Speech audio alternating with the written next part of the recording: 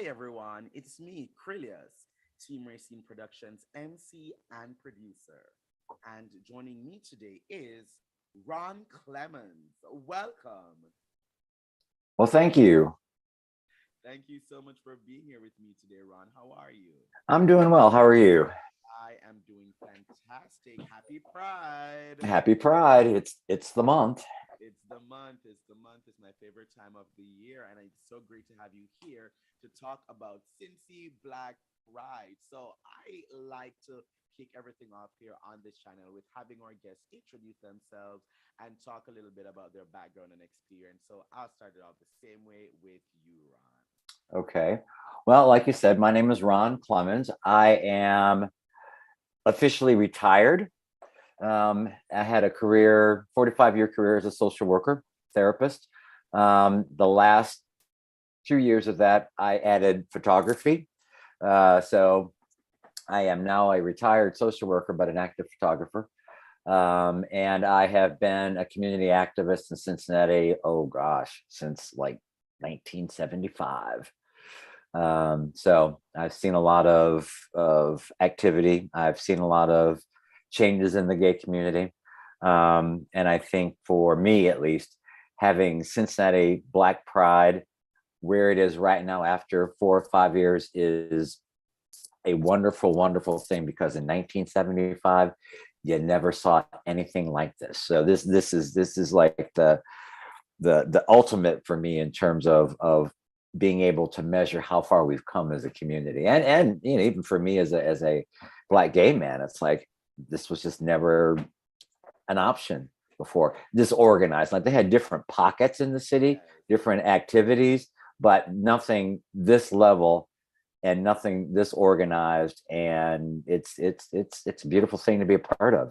Awesome, awesome. And Cincy Black Pride, what can people expect from this? Before we even get into that, talk to me about what it was like getting Cincy Black Pride together this year, on Juneteenth, and, all the work that went into creating this wonderful experience for the queer community, the Black queer community, specifically in Cincinnati. Well, and this is the second year that we've done this on Juneteenth weekend. Hmm.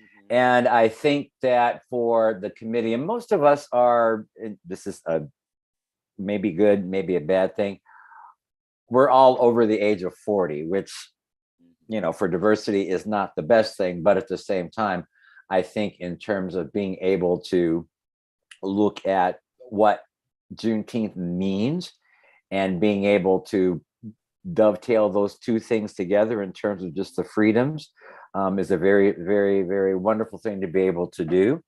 And like I said, this is the second year, and I'm really kind of struck at, I don't want to say it's easy, because I think we have had some pushback, minor pushback at that, just in terms of, why are you doing that? Are you trying to be separatist? But I think people are able to understand that in terms of what our needs are and what's gone on for us, and particularly over the past 4 years in the United States, there's a need for us to be able to come together as a collective, as a group of people, and to be able to provide some affirmations, some positivity, and just basically that safe space where people can go to and feel like they can really be themselves without having to answer questions or be an educator about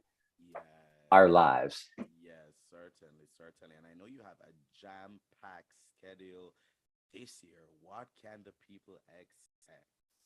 Well, a lot of things. I think one of the primary things that I'm excited about is the one on June 15th, Black Wellness is Black Pride, because I think that when we talk about pride and we talk about being Black and queer and operating in the world now, we really have to take the time to be able to come to grips with some of the things, and I'm going to use the term things because I'm not sure quite what the word is. Well, I'm going to take things off the table. Trauma that has gone on for us over the years, and being able to acknowledge that and being able to begin to work to heal that, And I think that our Black Wellness Symposium on the 15th is going to be able to do that. We have 4 mental health professionals who are going to be just talking about different aspects of self-care, different aspects of trauma, what to do to be able to move beyond that, resources. And I think just being able to give people an opportunity to collectively share their experiences, because me at the age of 68, my experiences and my quote unquote trauma is probably going to be different than somebody who's in their 20s right now. And particularly for younger people who are non-binary, who might be trans, who might be what they call it, demisexual, all these different things that we're starting to explore and actually include in the dialogue. It's going to give people an opportunity to be able to talk about those things and explore them, and I think be able to appreciate and value that about themselves.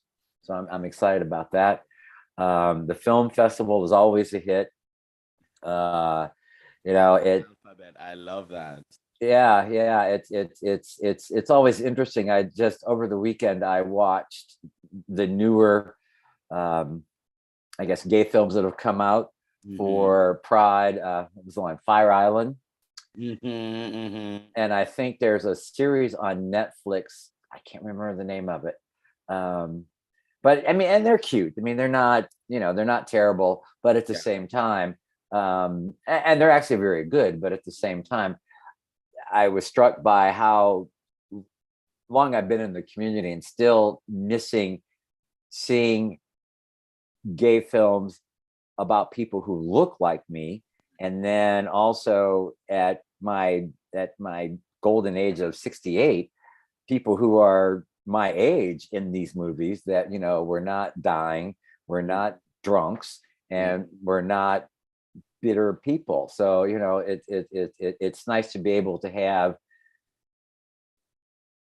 films that change the narrative and change the dialogue. Certainly. And I know that a couple of the two films that will be featured there, Black as You Are by Michael Rice and The Higher Spirits by B.D. Watkins. What can you tell people to expect from, these 2 films that will be featured at the film festival? Well, I think both of them are going to take a look at things that we typically don't. I mean, because again, as we grow as a community, we're starting to look at all the nuances and layers that's involved in our sexual orientation. And so I think that Black as You Are is going to help people navigate those spaces, mental spaces and emotional spaces.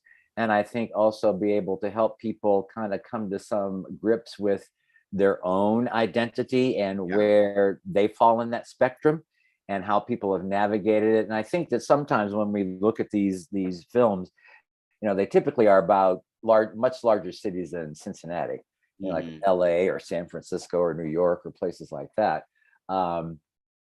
So, I think sometimes what's available in those cities is very different than what's available here in the Midwest. But at the same time, the sentiments are the same, the needs are still the same, but what happens that's different is where people get those needs met.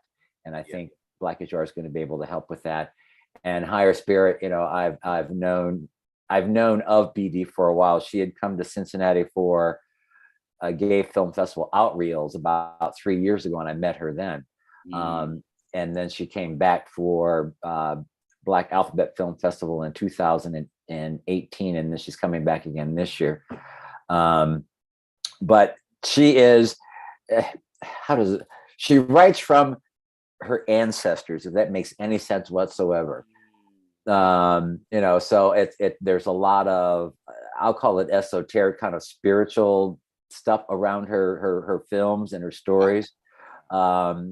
She like gets into the gestalt of experiences. Like she'll sit, and she'd gone to a film festival down in Kentucky, a women's film festival, actually a lesbian film festival. And she stayed in a hotel that was on the oh God, but that was in the Green Book. And Oh, okay. yeah, and so she said, she sat in the room and she just kind of sat there and meditated and communed with the ancestors that helped her get through that whole weekend. And I think that's where she writes from. So a lot of her stories just have that kind of basis to it. So Mhm. it'll be interesting. They'll both be here. Yeah. So we will have talk backs with both of Mhm. them. And ideally, I would like to have her come back because I think that's at a different year Mhm. and work on teaching women how to tell their stories. Because I think we all have stories, and I think a lot of the stories that we see um, aren't necessarily about women or people who are not necessarily, in identify as one gender or another. And the more those stories are told, the more people are going to understand again the complexity and just how wide that spectrum really is. So I'm excited about it. I'm excited about that too. And I know for the rest of the days on the 17th, there's the Vizazi Torch Awards. On the 18th, there's the festival. There's also the tea dance on the 19th, and a lot of good fun, a lot of good fellowship, a lot of good community. Exactly. It's just the perfect way to celebrate Juneteenth and the perfect way to bring everybody together. Talk to me about the importance of being able to be with one's LGBTQ siblings and community and celebrate the freedom that Juneteenth brings, the freedom of being able to be yourselves and celebrate each other and celebrate ourselves and celebrate our community, and not just us being Black, not just us being LGBTQ, but us living in that intersection together, and celebrating all those aspects of ourselves. Exactly. And it's interesting because the title for our Pride this year is Black Together. Hmm. And because we have been so separated for the past 2 years, being able to be in that same space. I mean, doing this stuff by Zoom like we're doing now is pretty much the way that we've The done it for extent of two what it years. was, yeah. Hmm. Um, and I think we had a few in-person events last year, but they weren't necessarily all that well attended. But this year, the gloves are off and people are like going out in droves. So I think from that standpoint, to be in a room of people, and I can just tell you this from my own experience, when I've walked in rooms of people where 99.999% of them look like me, it's a whole different energy. It's a whole different experience. It's a whole different comfort level.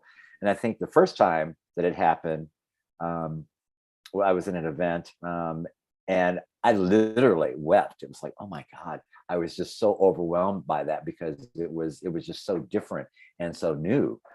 Um, and so I think for this Pride, because we have been apart for 2 years, it's going to be like that. I think that celebrating on Juneteenth is particularly poignant for Black queer folk because of what that means to us as Black people. And as much as I celebrate Pride and believe that Pride needs to be celebrated, from my perspective, I'm only going to speak for myself. It's not necessarily for everybody. And when I say it that way, meaning I'm 68 years old, and Pride, these celebrations are great, but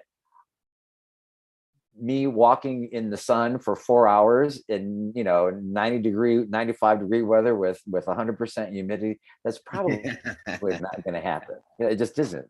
But there are different ways for us to be able to do that. Yeah. But also when you look at the Pride celebrations, the pictures, the advertisement, the selections of entertainment and things like that, they're not catering to a Black crowd.